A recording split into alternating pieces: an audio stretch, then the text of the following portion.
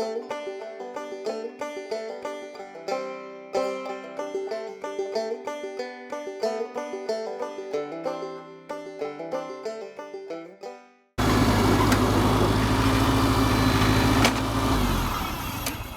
morning! I just wanted to take the opportunity to talk to you about why the Farmall Cub is a great tractor for the small farm or homestead. Here are 3 reasons. So the number 1 reason why the Farmall Cub is a great tractor for the small farm or homestead is price. So for our tractor, which is a 1954, all Farmall Cubs are used because they don't build them anymore, but our Cub 1954 cost us $2,000. And that was a field-ready running Cub.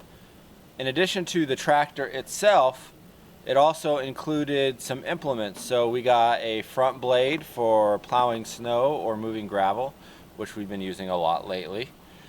We have a sickle bar mower for mowing. It came with a disc, it came with a moldboard plow, and it also came with a belt pulley should we ever have a belt-driven piece of machinery like a pump jack or something. We could run it with our tractor. We got a heck of a lot of tractor for our $2,000.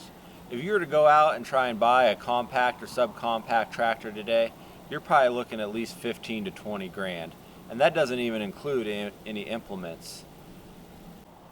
One of the reasons that the Farmall Cub is so affordable is because it's so popular. Some might even argue that it was the most popular tractor ever made. Because they built so many of them, there are still plenty on the used marketplace. Reason number 2 that the Farmall Cub is a great tractor for this small farm or homestead, and that is performance. This baby right here is packing 8 horses under the hood.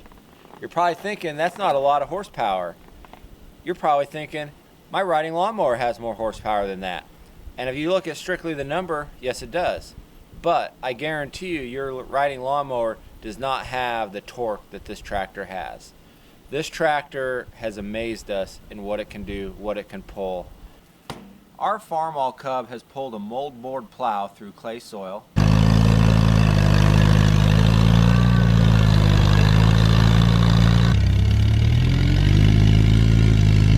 disked it too,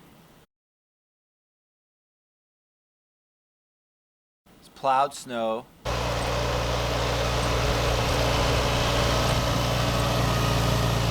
moved gravel, it's hauled a trailer, which has hauled everything from hay to fencing supplies to people to who knows what else.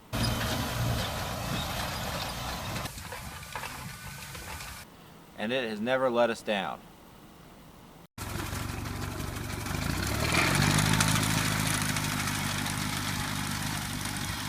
The Farmall Cub is a great performer. It's 5 degrees below 0 right now, and in our shop when we started the tractor up, it was plus 20. Even though it was a little bit warmer, it's still pretty cold, and the tractor fired up on the first pull. Also, the Farmall Cub just sips the fuel. We're able to plow snow on our entire farm, which takes about 45 minutes to an hour, and only use about 3/4 of a gallon of gas. For most tasks, you can pretty much run this tractor all day on your farm on only 1 tank of gas. The number 3 reason that the Farmall Cub is such a great tractor for the small farm or homestead is parts availability. Because this tractor had such a long production run, from 1947 all the way into the 1970s I believe, there are plenty of parts on the market. Our tractor is a 1954, so even though it was field ready when we bought it, we have had to do some maintenance along the way.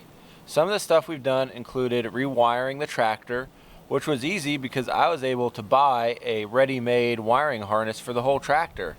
I just had to hook things up. I've also replaced the radiator because it sprung a leak one winter. And then otherwise, it's just been general maintenance, replacing spark plugs and filters and keeping up on the oil changes. I did not grow up with an innate mechanical ability. One thing that the Farmall Cub has taught me is a lot about mechanics. With an older, small tractor, you have to do a lot of the maintenance yourself. One thing that really helped was the manuals, both the shop manual and the owner's manual, and I was able to get reprints of those through a company called Binder Books in Oregon. They're a company that specializes in international harvester manuals. So with those, I also use farmallcub.com a lot. There's a forum there, and there's a lot of people who are very knowledgeable about Farmall Cubs and are able to provide advice and get you out of a jam when you're stuck on something. Secondly, farmallcub.com also has a lot of site sponsors that are parts companies. So I've used TM Tractor, Steiner, as well as some other companies. Ray's Red Iron has been good for getting parts, and I have got some parts through my local Case IH dealer. I've given you 3 reasons why the Farmall Cub is a great tractor for the small farm or homestead. It's a great tractor, but it's not a perfect tractor. So now I want to give you 3 considerations to think about. The first consideration is the lack of a front end loader. Now, International did make a front end loader for the Cub, and there were aftermarket front end loaders built as well, but they're rare.